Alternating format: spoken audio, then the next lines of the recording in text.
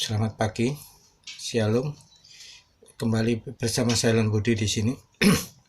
Hari ini hari Kamis 28 Mei 2020.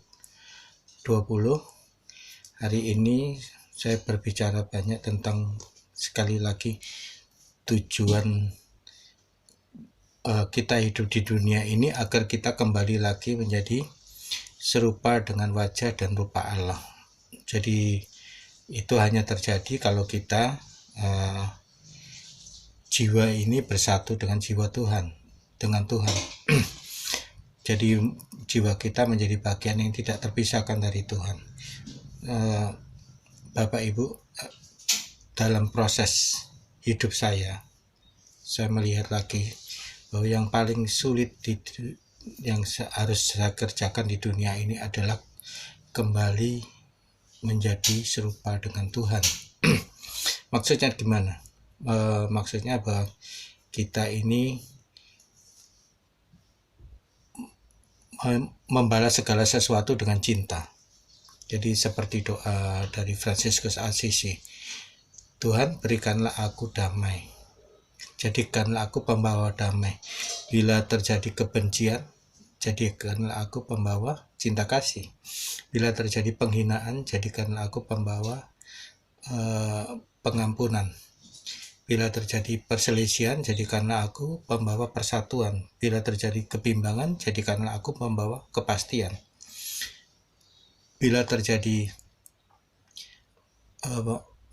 kesesatan, jadikanlah aku pembawa kebenaran.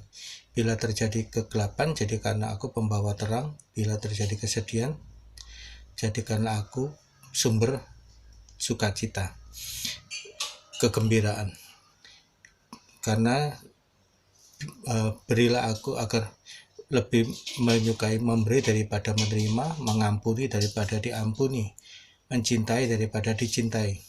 Sebab dengan memberi aku menerima, dengan mengampuni aku diampuni, dengan mati suci aku bangkit lagi untuk hidup bersama para kudus di surga. Itulah sebetulnya perbedaan antara manusia yang jauh dari Tuhan dengan manusia yang makin mendekat, makin serupa dengan Tuhan. Maka saya perhatikan dari dulu bagaimana kehidupan saya. Semakin saya jauh dari Tuhan, semakin yang ada di dalam hati saya itu hanya ada kebencian.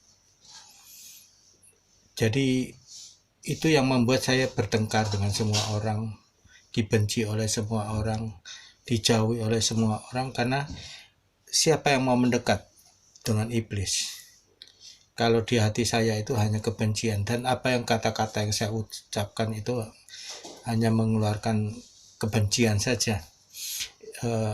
Itulah pertama-tama harus kita rubah.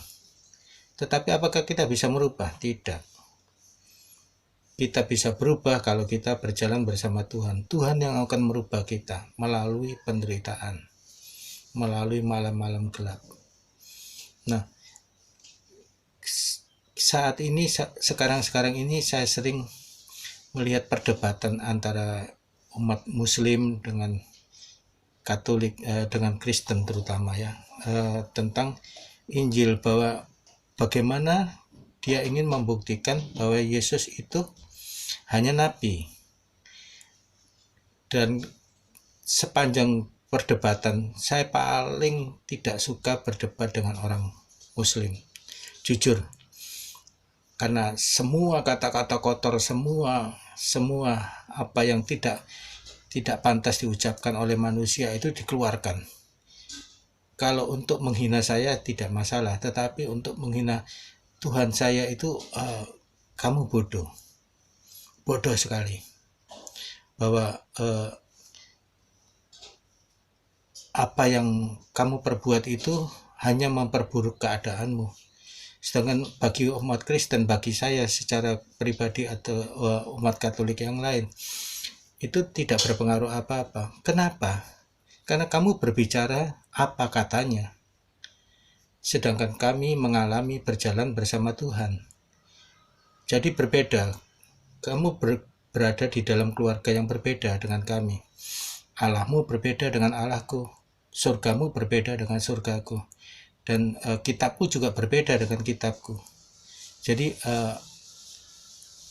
apa yang kami alami itu sebagai satu keluarga, bahkan sebagai satu anggota tubuh. Kami adalah bagian anggota tubuh Kristus. Maka kamu tidak tahu apa-apa tentang Kristus. Dan itu Tuhanmu sebenarnya. Begitu kamu menghina Dia, maka kamu kehilangan segala-galanya. Lalu yang ada apa? Ya itulah kebencian. Jadi hidupmu akan menderita di dunia ini. Seperti yang dikatakan oleh di dalam doa Fransiskus Assisi, jika ada kebencian, dan kebencian itu ada pada kita semua ketika kita menghina Tuhan. Jika ada penghinaan, itulah yang dilakukan oleh orang-orang yang hatinya penuh kebencian, selalu menghina. Perselisihan itu tidak dapat dihindari. Kesesatan tidak bisa dihindari lagi, karena seluruhnya kamu hidup dalam kesesatan jika kamu tidak menerima Kristus sebagai Tuhan. Jadi kamu tidak bisa membedakan. Kamu mengatakan Yesus itu cuma nabi, Yesus itu manusia biasa, Yesus itu bukan Allah, dan sebagainya. Itu atas dasar apa? Katanya kan, kata kitabmu, ya kan?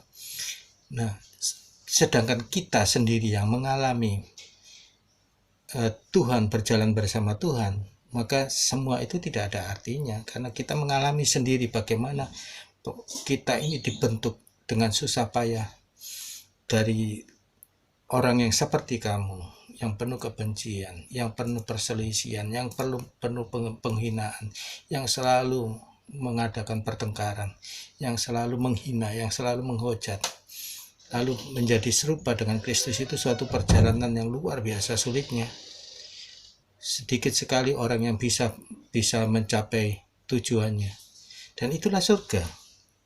Itulah surga di mana kita dibentuk menjadi suci dan kudus, kemudian jiwa kita disatukan dengan Tuhan. Itulah surga. Dan semakin jauh kamu dari Tuhan, apalagi selalu mengutarakan kebencian. Siapa yang mengutarakan kebencian? Siapa yang mengutarakan kesombongan? Itu hanya setan dan iblis. Jadi sadarlah, Yesus itu Tuhanmu. Kamu mau menerima atau tidak, itu seperti yang dikatakan oleh pengkhotbah, seperti yang dikatakan oleh Salomo. Hidup dan mati ada di hadapanmu. Mana yang kamu pilih akan diberikan kepada kamu. Kalau kamu milih kematian, ya dikasih. Kalau kamu memilih kehidupan, ya terimalah Yesus. Lalu bagaimana akhir daripada orang-orang Katolik sendiri yang di jiwanya bersatu dengan Tuhan? Bagaimana sih sifatnya Tuhan? Itu bisa dilihat dari buah roh. Jadi di sini dikatakan buah roh adalah kasih, sukacita, damai sejahtera,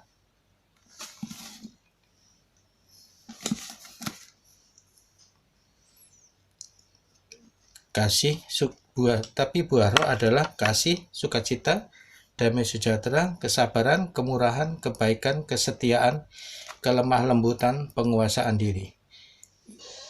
Orang yang memiliki semua ini, saya ulangi lagi ya, kasih, sukacita, damai sejahtera, kesabaran, kemurahan, kebaikan, kesetiaan, kelemah lembutan, penguasaan diri.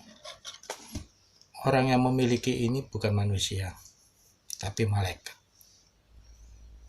Itulah orang yang menjadi serupa dengan Tuhan, dibentuk menjadi seperti itu.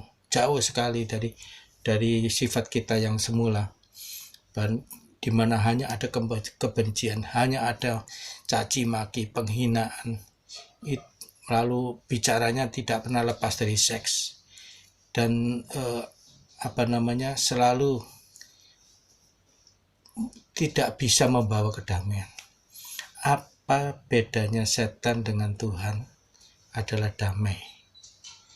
Setan bagaimanapun bisa, walaupun dia bisa menyamar sebagai Tuhan, tetapi dia tidak bisa membawa damai.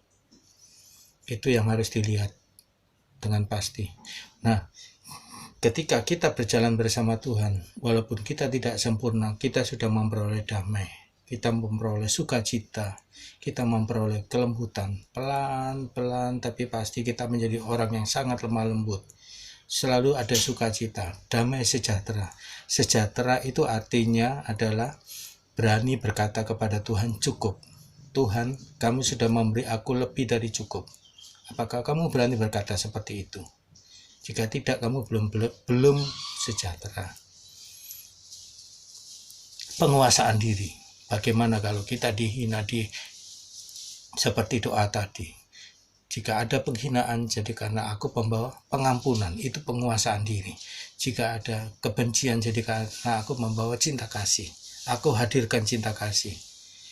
Kebencian dilawan dengan cinta kasih, penghinaan dilawan dengan pengampunan. Kebimbangan dilawan dengan kepastian, kesesatan dilawan dengan kebenaran. Jika kamu menderita karena sedih, maka jadikanlah aku sumber sukacita. Aku membawa sukacita bagi kamu. Itulah orang-orang yang dekat dengan Tuhan. Seperti itulah dia akan dibentuk. Terima kasih.